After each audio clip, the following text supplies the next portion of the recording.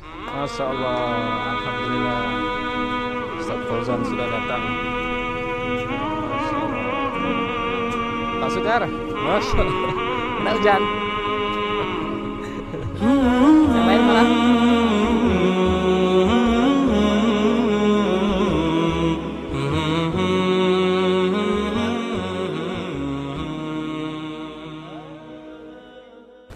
Insya Allah lah.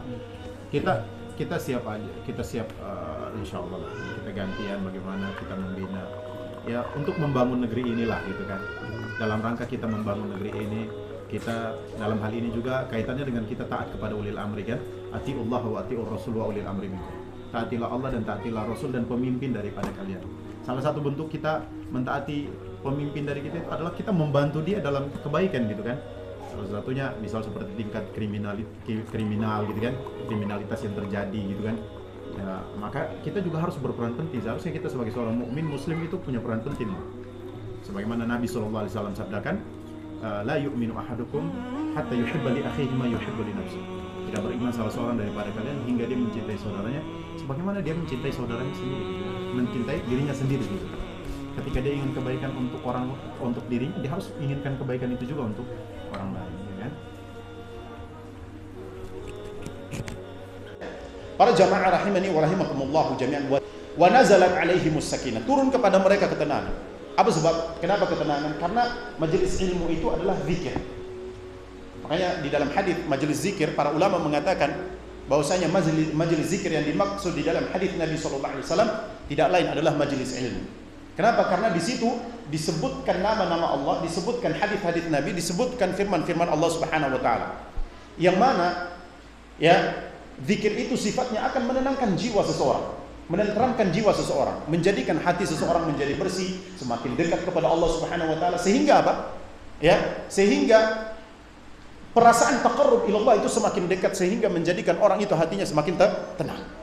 Karena ya Allah berfirman, ala bi dzikrillahi tatma'innul qulub. Sesungguhnya dengan berzikir pada Allah Subhanahu wa taala akan menenangkan hati. Wa nazalat 'alaihimus sakinah. Turun kepada mereka ketenangan. Bukan itu saja, ketenangan di dalam kehidupan sehari-hari juga. Kenapa? Karena ketika seseorang memiliki pengetahuan tentang ilmu syar'i, maka dia bisa membedakan mana haram, mana halal. Mana yang diperintahkan, mana yang dilarang. Sehingga apa yang terjadi? Dia tidak menjadi was-was. Dia tidak menjadi orang yang was-was. Dia tidak menjadi orang yang gelisah ketika menghadapi satu hukum daripada hukum-hukum yang ada yang terjadi di masyarakat kita atau yang terjadi pada muamalahnya dia. Apakah ini haram atau halal? Maka dia akan tenang. Sehingga dia bisa membedakan mana haram mana halal, dia mengambil keputusan. Wa nazalat alaihimus sakinah. Bukan sampai situ saja. Allah kemudian melalui nabinya alaihi salatu wassalam menyebutkan apa? Allah menyebut orang yang berada di majelis ilmu di sisi penduduk langit.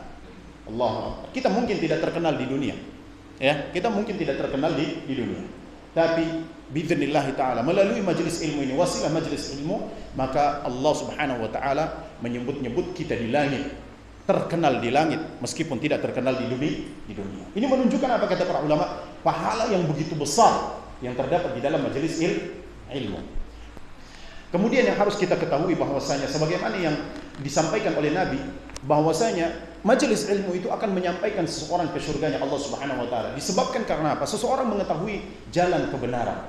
Sehingga Al-Imam Syatibi, saya bawa satu kitab ini, namanya kitab Al-I'tisam, ditulis oleh Al-Allamah Al-Imam Abu Ishaq Ibrahim bin Musa bin Muhammad Al-Lakhmi Al-Syatibi Al-Gharnati. Ya, jadi seorang ulama dari Granada, Spanyol. Beliau mengatakan waqala Abu Hamzah Al-Baghdadi.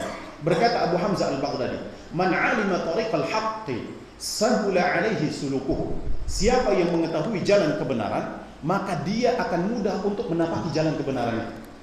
Dia wajib menuntut ilmu. Kalau dalam bahasa usul fikihnya itu yuthabu fa'iluhu wa yu'aqabu tarikuhu.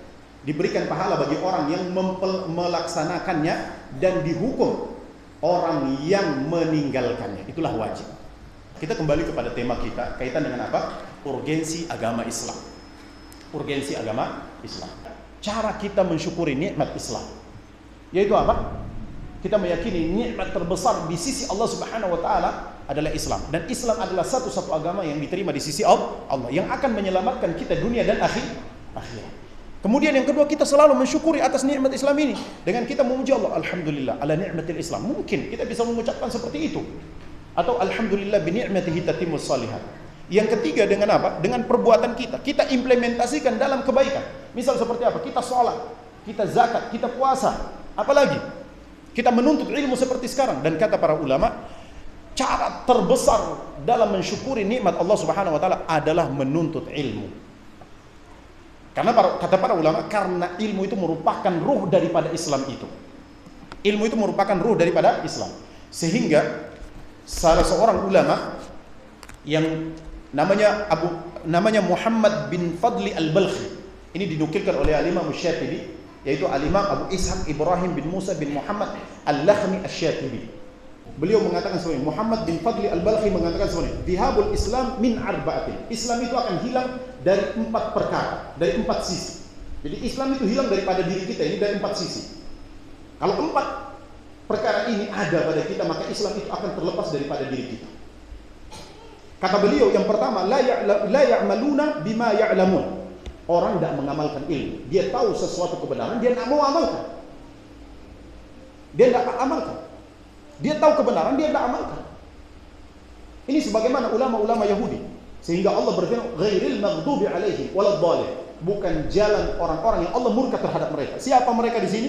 Kata para ulama ahli tafsir, bisa dilihat dalam tafsir Ibnu Katsir dan tafsir-tafsir para ulama. Maka mereka menyebutkan yang dimaksud al-maghdub di sini siapa? Adalah orang-orang yang mengetahui kebenaran dan tidak mau mengamalkan kebenaran tersebut. Yaitu seperti siapa? Seperti Yahud. Seperti orang-orang Yahudi.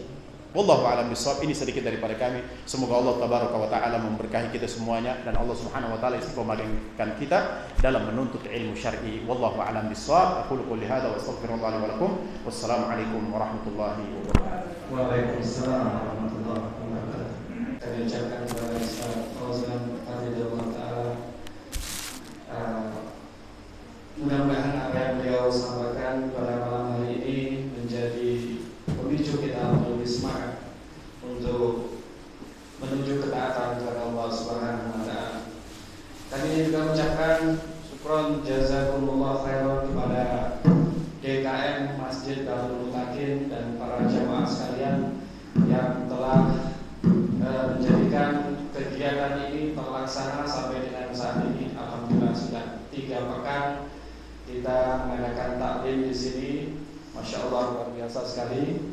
Dan semoga ini menjadi jalinan ukhuwah Islamiyah kita untuk lebih mempererat jalinan persaudaraan kita sesama umat Muslim, khususnya di lingkungan dusun desa ini.